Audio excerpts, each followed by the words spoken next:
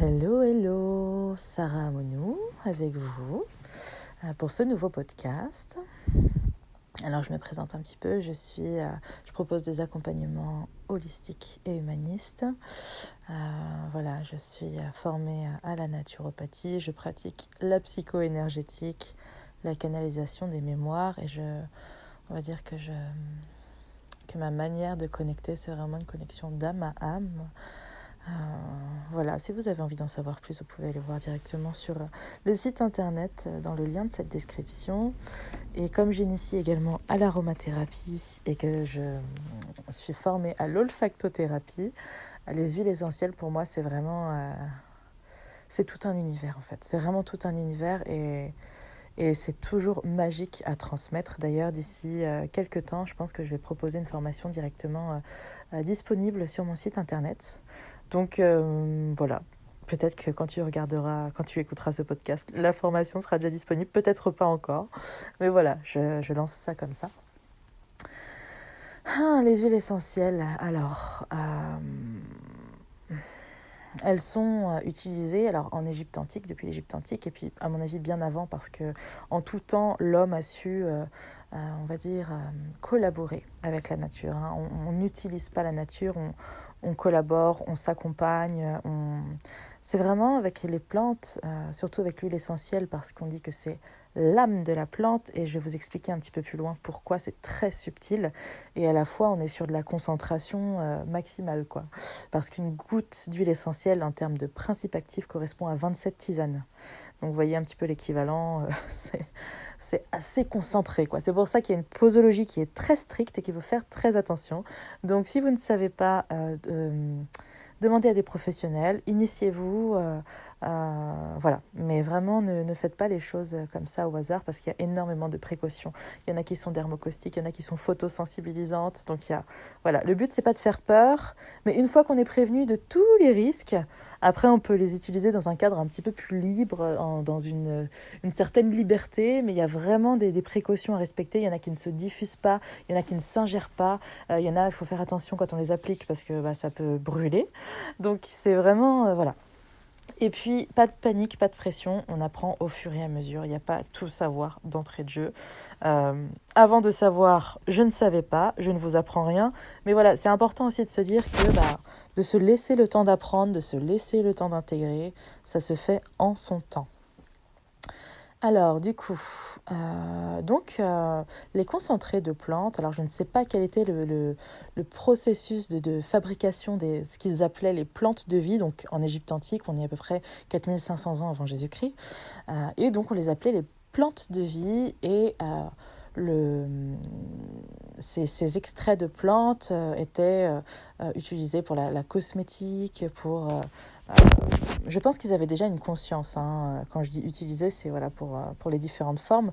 Mais je pense qu'ils avaient déjà une conscience parce qu'il y a aussi, dans le processus de momification, avec toutes ces bandelettes, il y avait aussi des essences de plantes.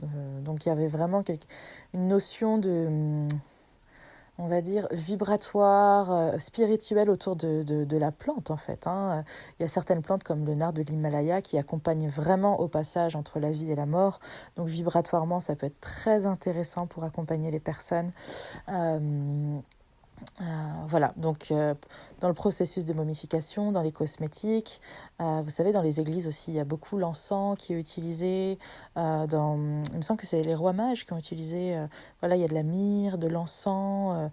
Toutes ces plantes-là, en fait, sont un pont vers l'invisible, sont un moyen de connecter à plus grand, à plus subtil. Donc moi, j'aime beaucoup les huiles essentielles, les utiliser en vibratoire, les solliciter plutôt que de les utiliser, j'ai envie de dire les solliciter, mais quand je dis utiliser, il ne faut vraiment pas voir ça comme si je prenais un mouchoir et que voilà, c'est vraiment une utilisation noble en fait, une coopération, une co-création même noble. Il y a, vous connaissez peut-être l'alchimie, et l'alchimie des plantes, c'est la spagyrie.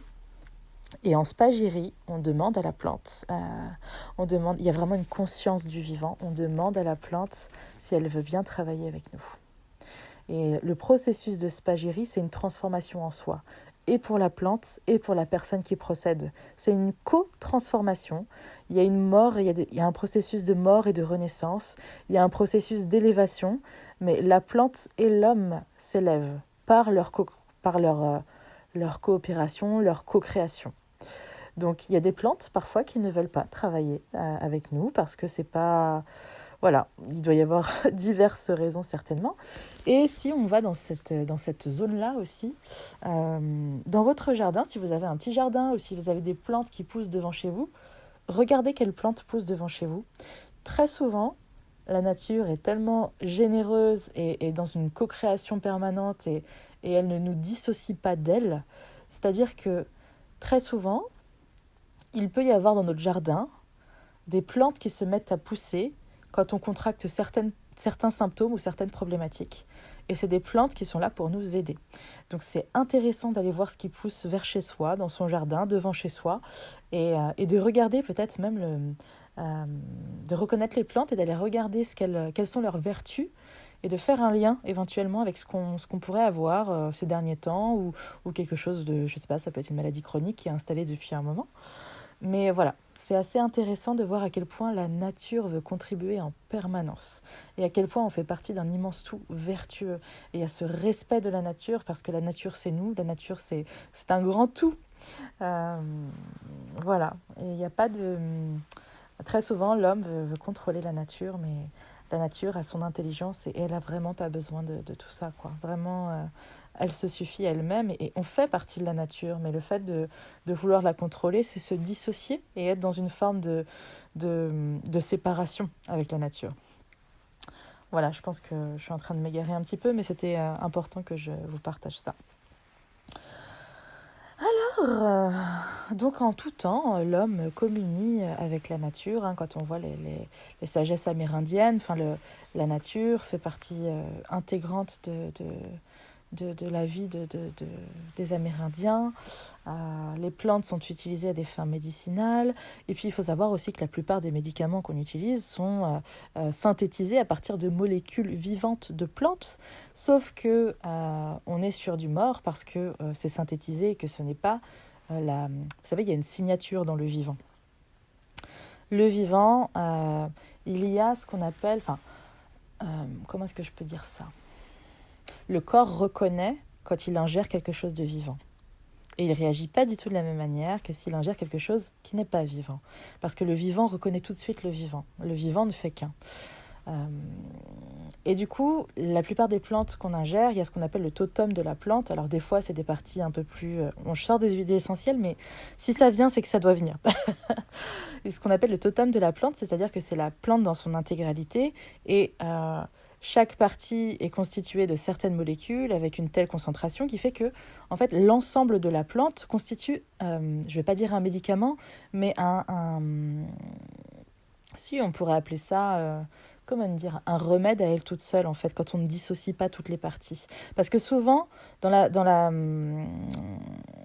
l'industrie pharmaceutique, on va avoir tendance à isoler une molécule et en fait, elle ne fonctionne pas aussi bien que si elle était intégrée avec toutes les autres molécules de la plante. Parce que ce n'est pas pour rien que toutes ces molécules sont présentes. Alors après, c'est vrai que dans certaines plantes, il y a...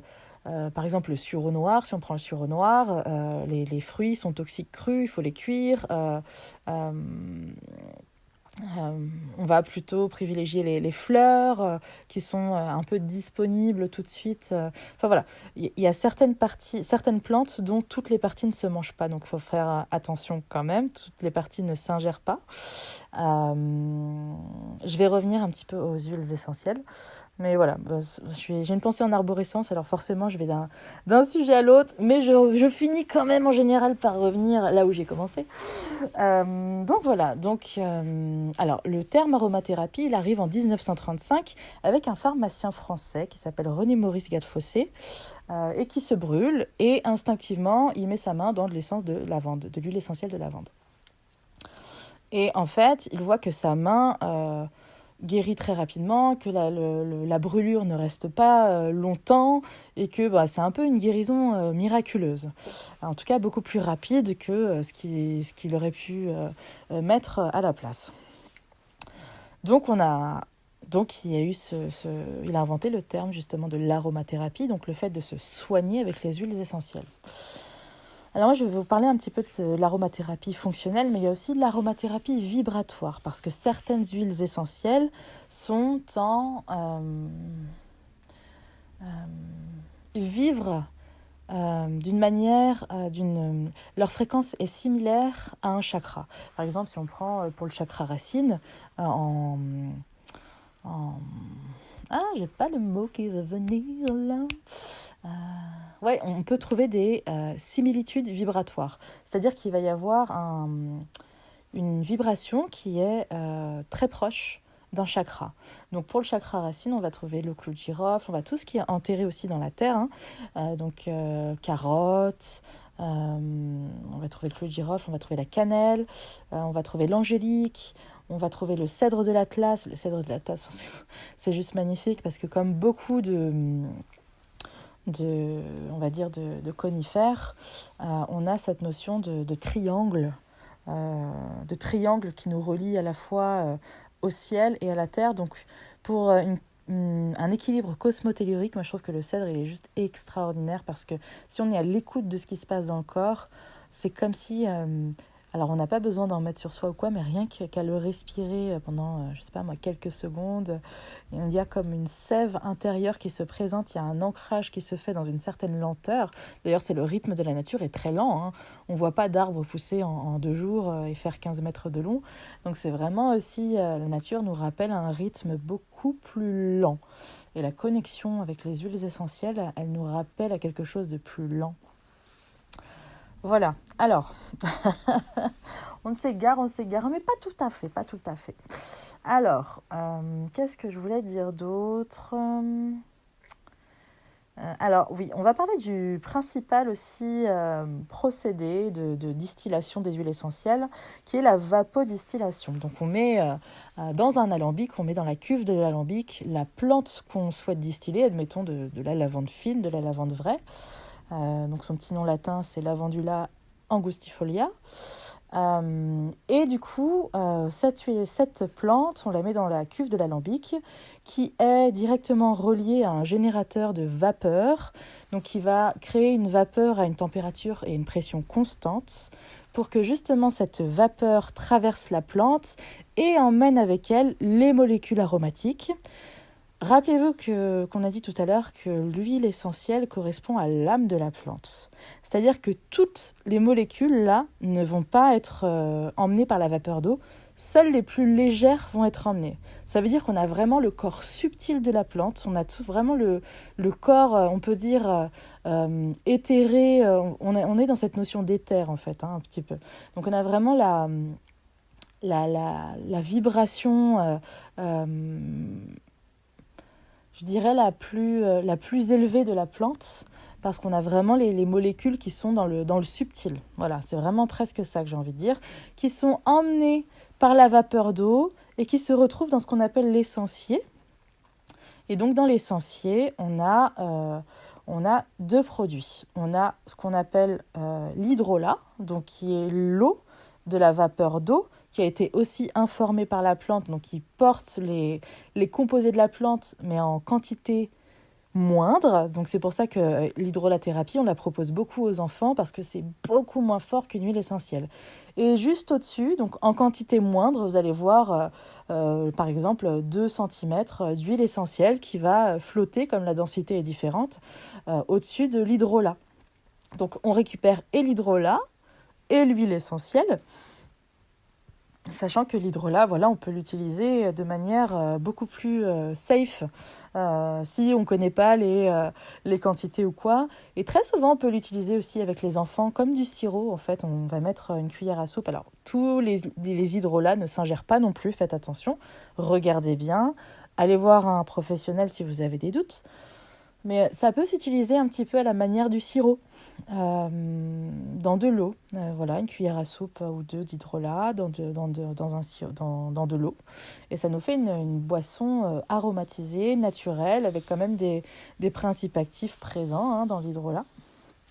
Voilà. Donc voilà pour la vapodistillation. Ensuite, on va parler de... Il y a beaucoup maintenant d'extraction par CO2 supercritique. Donc c'est un jet de CO2 dont la pression est, je sais pas moi, entre 70 euh, et 300 fois supérieure à... Je dis ça, je crois que c'est un reste de l'initiation que je propose. Parce que je propose des initiations pas encore sur mon site, mais en présentiel, ma foi. Et aussi à distance, d'ailleurs. Mais parenthèse fermée. Du coup, là, l'extraction par CO2 supercritique, donc c'est un CO2 en fait qui est hyper puissant en termes de pression et en fait qui, en traversant la plante, va faire éclater les poches à essence, donc les poches aromatiques. Du coup, le CO2 va retrouver sa forme de gaz et l'huile essentielle va pouvoir être récupérée. Donc là, je trouve que c'est une manière un peu euh, très brutale. Voilà, c'est ok, hein, c'est une manière comme une autre, on va dire, mais je trouve que c'est un peu brutal en fait. Alors que la vapodistillation, on a quand même ce terme de temps, ça prend un petit peu plus de temps, il y a cette notion de respecter ce rythme de la nature. Je trouve que c'est plus... on respecte quelque chose pour moi. Alors, il faut savoir aussi que les temps de distillation sont à la... disons que les distillateurs, en fait, décident un peu de leur temps de distillation. Hein. Il n'y a pas vraiment de normes. On ne vous dit pas une lavande, c'est forcément 1 heure, une autre, ça va être forcément plus ou quoi. Donc, il y a des producteurs d'huile essentielle, des distillateurs qui... non, des producteurs d'huile essentielle qui, en fait, qui militent un petit peu pour que le temps de distillation soit affiché sur les flacons. Parce que des fois, on peut voir quand même des différences de prix assez conséquentes, mais ça peut expliquer aussi le fait que le temps de distillation soit beaucoup plus court. Voilà. Voilà pour ce qui est de ça. Ensuite, on a l'expression à froid. Donc, c'est une méthode d'extraction mécanique qu'on va utiliser pour tous les agrumes. Donc, il faut savoir que quand on parle de la peau des agrumes, on parle d'essence et non d'huile essentielle. Parce que l'huile essentielle, c'est un procédé de distillation. Et ce n'est pas le cas pour... On parle de la peau des agrumes, hein. On ne parle pas des fleurs ou des feuilles, parce que là, on est sur de la distillation. Mais pour la peau des agrumes, pour le zeste, ça va être un procédé mécanique qui va soit presser très fort. Vous savez, quand on prend une peau de clémentine et qu'on la plie en deux, il y a une espèce de jet qui sort. Et bien ça, c'est l'essence. Donc, c'est une machine en fait qui va soit presser, soit gratter le zeste pour faire ressortir, pour récupérer l'essence. Voilà pour ce qui est de l'expression à froid. Donc, par contre, vous pouvez apercevoir donc, ce qu'on appelle le néroli. Le néroli, ce sont les fleurs de tous les agrumes. Donc là, on est sur de la distillation. Donc quand on dit néroli, c'est bien de préciser.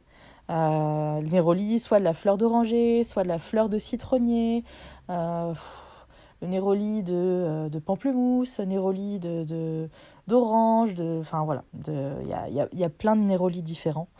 Et il y a aussi ce qu'on appelle le petit grain, donc petit grain bigarade, petit grain bergamote, petit grain citronnier. Le petit grain, alors ce ne sont pas les pépins qui sont distillés, mais par contre ce sont les feuilles. Et ces feuilles, elles sont cueillies quand le bouton de la fleur n'est pas plus gros qu'un grain. C'est là que toute l'essence, on va dire que l'essence contenue dans les feuilles est à son maximum à ce moment-là. Quand les boutons de fleurs dont la taille des boutons de fleurs n'est pas plus grosse qu'un grain. Donc on appelle ça le petit grain bigarade, petit grain citronnier. Et là, il s'agit uniquement des feuilles des agrumes. Donc je répète, l'essence, c'est seulement pour le zeste, la peau de l'agrume. Donc ça peut être pamplemousse, bergamote, citron, orange, orange amer. Donc là, si on est sur la peau, c'est de l'essence. Donc on va presser mécaniquement parlant pour récupérer l'essence.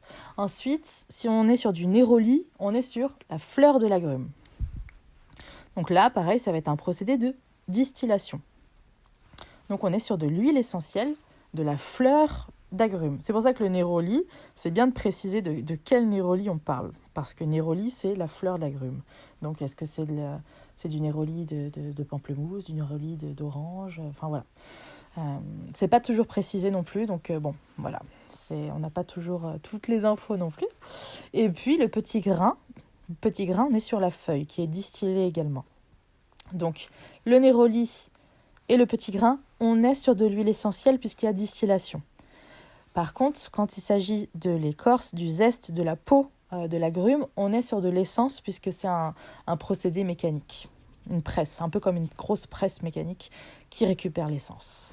J'espère que j'ai été claire. N'hésitez pas à mettre en commentaire s'il y a des questions à ce niveau-là, en fonction de la plateforme sur laquelle vous êtes, parce qu'il y a aussi, je sais que la seule possibilité là, c'est sur YouTube, mais je sais que je suis sur Spotify et Deezer, il n'y a pas possibilité, mais voilà.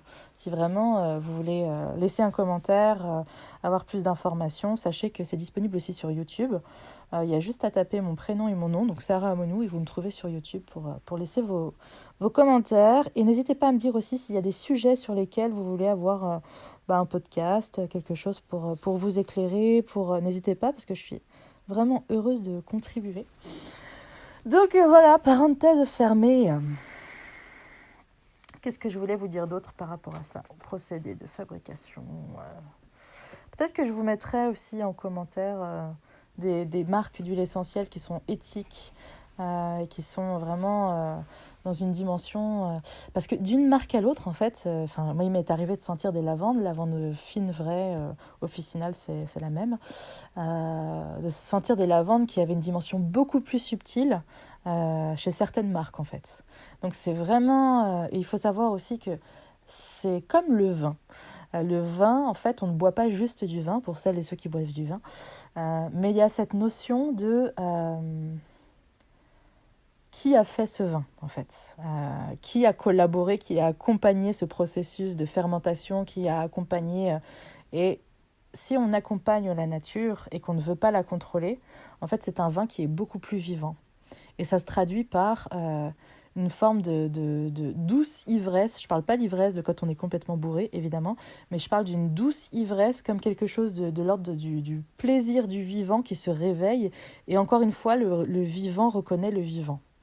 Donc quand on prend quelque chose de vivant, il y a une espèce de reconnaissance intérieure et une espèce d'ouverture intérieure.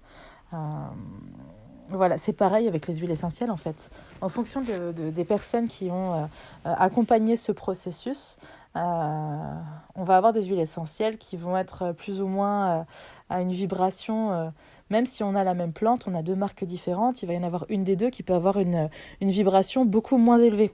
Mais vibratoirement, si vous êtes sensible, vous allez le sentir sur le moment. Il y a vraiment... voilà. De quoi je peux parler d'autre ? Est-ce qu'on ne parlerait pas un peu des huiles essentielles en vibratoire ? Qu'est-ce que je peux vous dire ? Je peux prendre des petits exemples comme ça.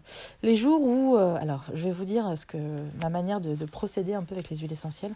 J'aime beaucoup goûter à leur contribution aussi sur un pendentif. Comme ça, on peut le sentir aussi dans la journée.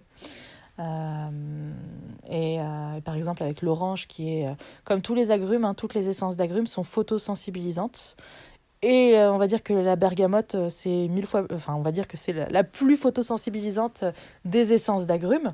Donc faites attention si vous vous exposez au soleil, pas sur la peau, on met pas d'essence d'agrumes. Par contre, petit grain et néroli, il n'y a pas de souci parce qu'on est sur de la distillation. Mais là on parle uniquement des essences, donc uniquement de la peau, du zeste. Si vous voyez huile essentielle de citron ou huile essentielle d'orange douce, huile essentielle, c'est qu'on est uniquement sur le zeste. Alors vous allez voir souvent dans le commerce huile essentielle alors qu'il s'agit de l'essence, mais voilà. S'il n'y a pas petit grain, s'il n'y a pas néroli, c'est que c'est forcément du zeste, d'accord ? Donc ne mettez jamais du zeste sur la peau en vous exposant au soleil, c'est photosensibilisant. Vous pouvez garder des taches blanches sur la peau pendant très longtemps. Ce n'est pas le but, évidemment. Et du coup, ce que j'aime, donc ça on peut le faire été-hiver, c'est avoir un pendentif sur lequel je peux mettre quelques gouttes. Donc il y a des pendentifs exprès pour mettre les huiles essentielles et pour garder le plus longtemps finalement l'odeur, la vibration de l'huile essentielle. Et du coup, les jours où je sens que j'ai besoin d'être dans un cocon et dans de la douceur et dans une forme de joie simple, un petit peu de reconnecter je sais pas, au plaisir simple de l'enfant, voilà, de reconnecter un peu à l'essentiel. Et de m'ancrer un petit peu par la même occasion. L'huile essentielle d'orange douce, elle correspond au second chakra. Hein. Elle a la couleur du second chakra, hein, orange, donc le chakra sacré, le siège de l'enfant intérieur, c'est tous les plaisirs, qu'ils soient gustatifs, sexuels. C'est vraiment le plaisir, le désir de créer aussi. Hein. Donc on est vraiment dans un... Moi, j'adore cette énergie, l'énergie de ce chakra, j'adore. D'ailleurs, on pourra retrouver, on pourra retrouver l'orange, on pourra retrouver le santal, l'ilang-ilang, qu'est-ce qu'on peut retrouver d'autre ? Le pamplemousse, globalement. Hein, il y a juste parfois à les respirer si on n'est pas sûr de pouvoir mettre sur la peau ou pas sur un pendentif, c'est très bien aussi. Hein, vous l'avez toute la journée, il n'y a pas de contact direct avec la peau. Donc, voilà. C'est une possibilité parmi tant d'autres. Hein. Voilà, donc moi l'orange, je trouve que j'en ai parlé, je crois que sur le podcast Accueillir l'automne, je trouve elle est vraiment ronde, hein, l'orange est ronde, mais elle a aussi vibratoirement, elle a un peu cette énergie-là d'arrondir les angles, vous savez, c'est aussi les rondeurs de la femme, il y a cette rondeur, et c'est vraiment s'envelopper, quoi, avoir cette rondeur pour soi, se sentir un peu comme à la maison, même si on n'est pas à la maison. C'est vraiment ça, l'orange douce. En essence, moi, je la trouve extraordinaire, vraiment extraordinaire. Elle est lumineuse. C'est comme si elle rallumait la lumière intérieurement. Vous voyez, il y a cette notion il y a quelque chose qui s'allume, qui s'éveille, qui s'ouvre intérieurement. Et c'est waouh. Voilà ce que je pourrais dire avec l'orange. Qu'est-ce que je peux vous... Alors la rose, elle correspond au chakra du cœur, hein, en similitude vibratoire. On est sur de l'amour inconditionnel. Non mais la rose, vous sentez l'huile essentielle de rose, mais c'est... La rose, c'est très intéressant, hein, parce que c'est une plante dite venue d'ailleurs, donc d'une autre planète, pour ceux qui sont ouverts à tout ça, et qui vient depuis des siècles inlassablement rappeler à l'homme d'aimer, en fait. C'est vraiment... D'ailleurs, la rose, on l'utilise quand on veut dévoiler ses sentiments amoureux. On offre des roses très souvent. C'est pour renouveler l'amour dans une relation, pour renouveler un amour, on offre des roses. Donc il y a vraiment cette notion d'amour inconditionnel. La rose, c'est vraiment l'amour inconditionnel. Elle nous permet justement de connecter à des espaces au niveau de notre cœur, à cet espace d'amour inconditionnel en soi que nous portons tous. Voilà, donc la rose, elle est juste magnifique. Il y a une huile essentielle aussi que j'adore, qui correspond, je dirais, entre le 2e et le 3e chakra. C'est le gingembre. Et à la fois, il ancre aussi. Donc il y a des huiles essentielles qui sont sur plusieurs plans. Hein. L'ilang-ilang, on peut la retrouver au niveau du cœur aussi. Je change de position. Et le gingembre, alors quand je me sens un petit peu quand on se sent un peu dans une forme de brouillard, le gingembre, en fait, il nous aligne, c'est comme s'il nous asseyait à l'intérieur de nous, vous voyez. Quand on n'était pas complètement ancré ou pas complètement aligné, on sent pendant quelques secondes, quand je dis quelques secondes, ça peut être 10, 20, 30 secondes en fonction des besoins, il y a juste à respirer l'odeur. Et vraiment, elle ancre, elle apporte aussi une espèce de joie, d'ouverture, quelque chose de très solaire aussi, de très pétillant, un peu avec le gingembre. Moi, je connecte à la notion d'espièglerie en fait. Il y a ce côté espiègle avec le gingembre où on retrouve une certaine légèreté. Ça, c'est hyper, une certaine légèreté et une espèce de pétillance, quoi, de pétillance intérieure, hein, quelque chose qui s'allume, qui se rallume. Voilà, si je peux traduire au plus près ce que permet le gingembre. Après, ça peut être des ressentis qui sont propres à chacun. Voilà, donc faites vos expériences, c'est juste génial de connecter avec les huiles essentielles. Et faites vos expériences en étant connecté à l'huile essentielle pour que vraiment il y ait une synergie. Souvent on parle de synergie d'huile essentielle, mais là on parle de synergie de notre âme avec l'âme de la plante en question. Et c'est vraiment c'est une collaboration extraordinaire. Donc le gingembre.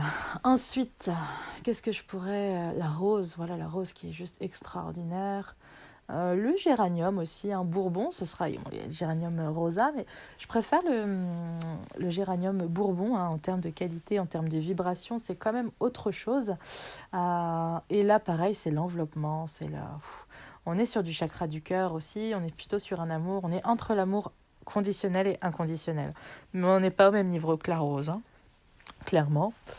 Et ouais, ce sentiment d'enveloppement, de cocon, de protection, vous pouvez même en mettre un petit peu sur la main. Attention aux allergies, faites un test dans le pli, au niveau du pli du coude ou derrière le genou, au niveau du creux du poplité, pour faire un test pendant quelques heures, voir s'il n'y a pas de réaction. Et puis si tout va bien, évidemment, vous pouvez en mettre un petit peu au niveau de la main et passer sur les corps subtils en fait. Comme si vous enduisiez votre aura d'huile essentielle de, de géranium. Et vraiment, vous créez un cocon, vous créez quelque chose. Voilà, c'est un peu un retour à la maison, quoi. Qu'est-ce que je peux vous dire d'autre? Tac, tac, tac. Moi, alors, si je vous partage mon huile essentielle préférée, c'est une huile essentielle qui est reliée directement au 6e chakra, l'ajna, le chakra du 3e œil, et qui est le palo santo. Donc très souvent, on a l'habitude de voir le bois qu'on brûle, mais on en fait de l'huile essentielle, ce qui s'appelle l'huile essentielle de palo santo. Et donc le palo santo, la légende... il me semble, oui, c'est en Amérique du Sud, et on dit que l'arbre, justement, du Palo Santo, dans cet arbre est prisonnière une âme, et c'est en brûlant le bois qu'on libère l'âme. Voilà, et puis c'est un bois sain qui permet de purifier les espaces, les lieux, voilà. Et le Palo Santo, en fait, il nous reconnecte directement à notre 6e chakra. Donc je trouve que c'est une odeur qui est addictive. C'est vrai que quand je mets le nez sur le Palo Santo, ouais, vraiment je m'évade, quoi. Je m'évade. Et puis le 3e œil, c'est vraiment l'accès à d'autres dimensions. C'est une autre manière de voir les choses. Ça peut être une autre manière de connecter à la plante. Vous pouvez avoir certaines pensées qui viennent, certaines sensations au niveau du corps. Des choses que vous voyez. Ça peut être aussi intéressant de travailler avec les plantes, de travailler avec les huiles essentielles pour connecter d'un point de vue créatif. Vous savez, quand vous êtes en train de peindre ou d'écrire ou de chanter, essayez de collaborer avec une plante et voyez ce que ça crée. Et puis pour ça, il n'y a pas vraiment... Évidemment, pour la créativité, il y a, je dirais, c'est intéressant, par exemple, l'ylang-ylang, parce que je saute un peu du coq à l'âne, mais c'est pas forcément du coq à l'âne, mais je vais vous dire pourquoi. Parce que au niveau des désirs de créer, les désirs, on est sur le 2e chakra, on est sur le chakra sacré. Et l'ylang-ylang correspond à la fois au chakra sacré et aussi au cœur. Donc c'est vraiment les désirs du cœur. Quels sont mes désirs du cœur? Par exemple, si on ne sait pas où on en est, si on ne sait plus trop où on en est dans notre vie, c'est intéressant de connecter à ça, vraiment nos désirs profonds en fait. Et d'écrire les mots qui viennent, même si ça n'a pas de sens.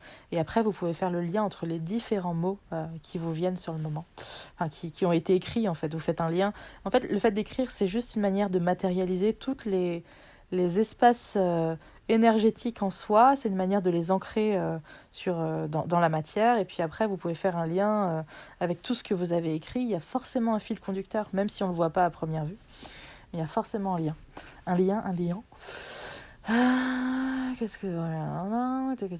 Donc c'est bien, enfin ça peut être intéressant, ouais, d'un point de vue créatif, d'associer justement, surtout quand il n'y a pas d'inspiration.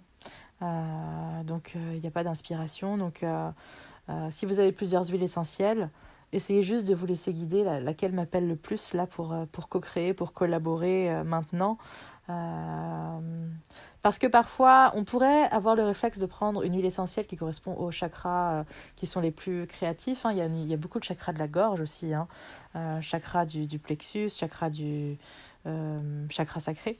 Euh, mais parfois, parfois, il y a comme des émotions ou deux chakras qui ne sont plus vraiment en communication, ou comme si on avait figé à une partie du corps et que du coup, les liens entre les différents chakras ne se font pas. Et des fois, ça se fait à un autre niveau, à un autre chakra qui n'a pas forcément de lien avec la créativité.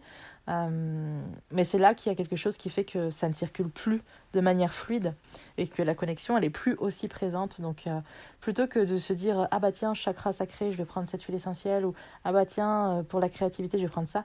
Laissez votre âme choisir une huile essentielle sur le moment, sans ce que vous savez d'elle, mais plutôt sur ce que votre âme là a décidé en fait. Parce que ce ne sera pas forcément une huile essentielle qui correspond à un chakra qui apporte de la créativité, mais plutôt ça peut être autre chose. Vous savez, quand on ça me fait rappeler enfin, ça me fait penser aux séances. Bon, quand je suis comme ça, en fait, j'ai du mal à trouver mes mots parce que je suis beaucoup dans la canalisation des choses. Et en fait, ça arrive et en même temps, je parle, mais des fois, il y a un décalage.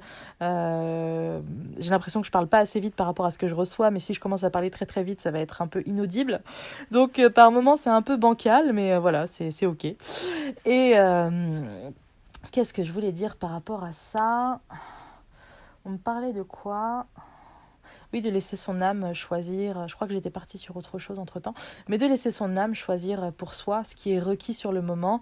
Même si là, comme ça ne paraît pas être ce qu'il y a de mieux pour le mental, hein, qui lui enferme tout.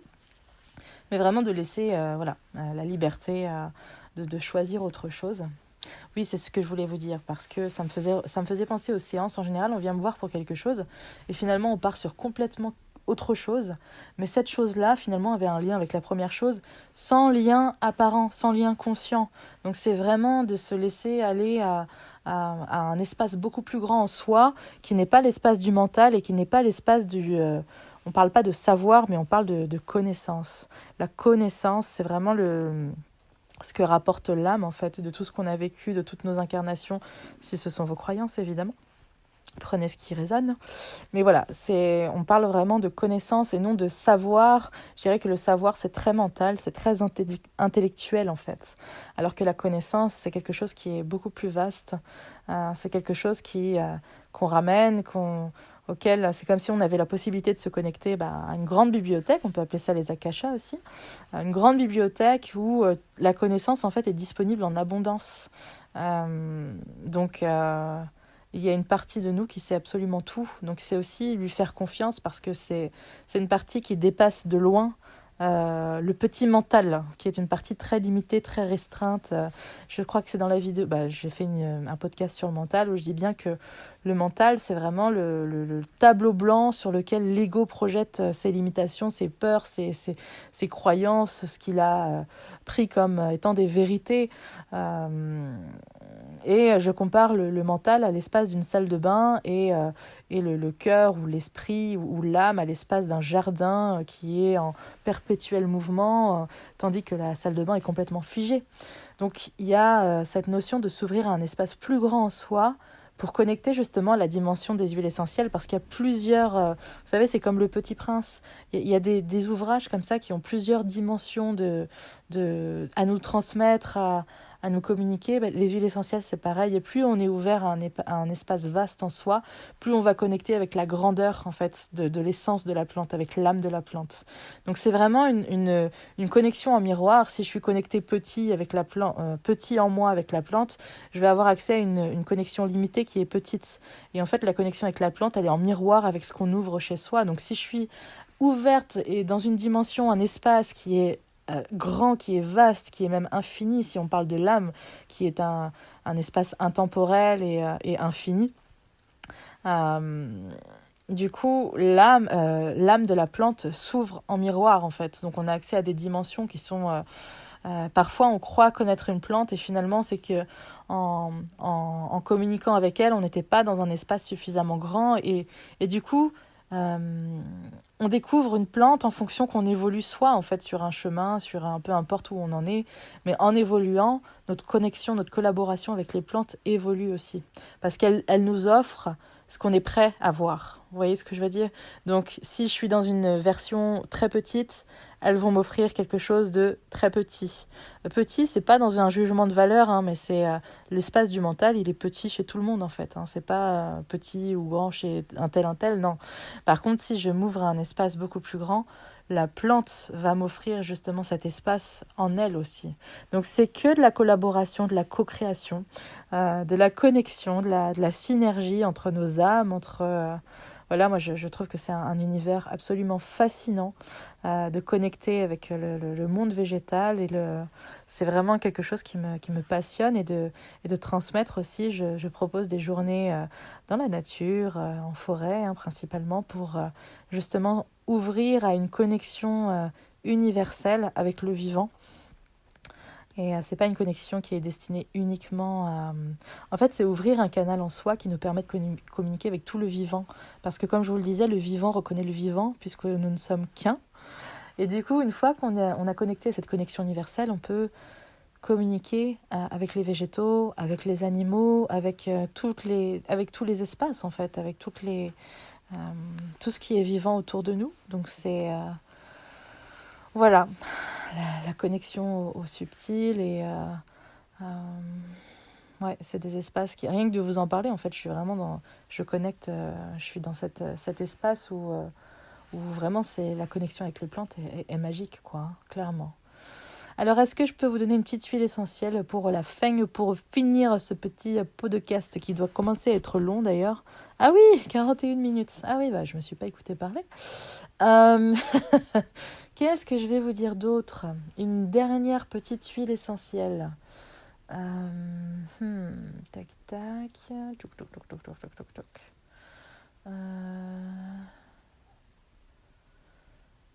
Alors, pour la créativité, alors j'ai l'absolu de jasmin. On n'en fait pas d'huile essentielle vraiment. Enfin, les plantes sont très, très fragiles, donc souvent c'est de l'absolu plutôt qu'on a tendance à voir pour le jasmin.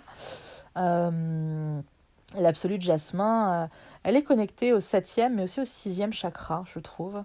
Et elle nous permet, c'est très capiteux, hein, l'absolu, c'est vraiment, on l'utilise pour les parfums, hein, en parfumerie, en cosmétique. Donc c'est très très capiteux. À la fois, c'est une absolue qui est connectée qui vibre au sixième et septième chakra, mais à la fois elle ancre beaucoup aussi. Je trouve qu'il y a une connexion cosmotellurique qui est assez intéressante parce qu'elle apporte vraiment cet ancrage en même temps qu'elle nous ouvre notre troisième œil, notre chakra coronal. Enfin voilà, il y a vraiment cette notion euh, de canaliser dans un domaine créatif. Et le jasmin apporte énormément ça. Il faut aimer hein, parce que c'est assez capiteux, encore une fois, c'est assez fort, mais c'est waouh, c'est vraiment c'est à la fois subtil et dense. C'est vraiment une huile essentielle où je trouve qu'il y a ces espèces de deux extrêmes qui se rencontrent, quelque chose de très dense et de très lourd, de très ancré, et à la fois on a une espèce de volatilité, on accède à un côté, un espace subtil qui est juste incroyable. Donc voilà, si vous avez des pannes en termes de créativité et que vous avez envie de vous diriger directement vers une huile essentielle, enfin une absolue là pour le coup, si ça vous parle, si ça vous appelle seulement, hein, bah, expérimentez, ma foi.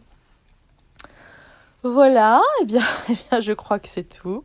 N'hésitez pas à me contacter si vous avez envie que je fasse un thème qui vous intéresse ou quoi, parce que voilà, là aussi, c'est une co-création. Pour moi, c'est une contribution, c'est important que